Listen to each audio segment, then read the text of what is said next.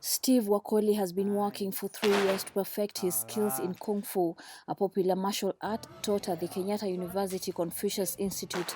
He's also a teacher here, where hundreds of students are learning about Chinese culture and language at the institute named after Confucius, the ancient Chinese philosopher whose teachings are a cornerstone of life in East Asia. There are about 525 Chinese-funded Confucius Institute worldwide, including 54 in Africa, according to a 2019 U.S. Senate report by the Homeland Security and Governmental Affairs Committee.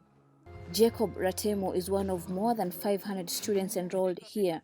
He says learning about Chinese language and culture will help him find better work, but he admits the institute's classes avoid subjects that are politically sensitive in China. The advantage is, I think, especially when you're in university level, you can access such matters. I can go to VOA News on a regular basis and see what is going on in China, or I can go to Google and get that information.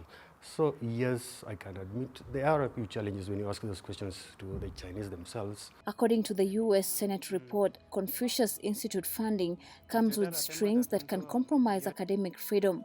For example, the Chinese teachers sign contracts with Beijing pledging not to damage China's national interests. Confucius Institute's management turned down VOA's requests for comment. Teacher Steve Wakoli says the institute's syllabus does not allow much time for politically sensitive topics and debate.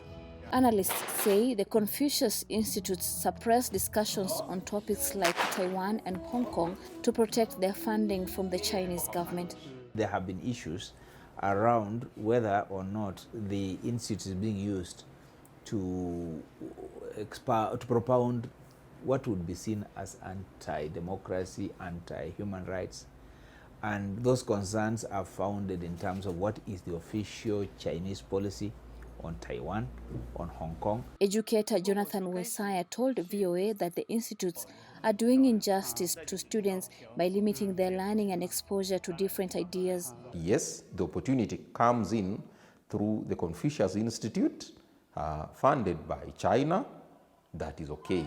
But can you get as an individual to talk about Taiwan, talk about Hong Kong, talk about Korea, talk about North Korea and South Korea and how they relate, and how the whole bigger picture fits into the geopolitics of today? With so many signing up for classes at the Confucius Institute, education experts say it's critical that students find other avenues to learn about topics that China may consider politically sensitive.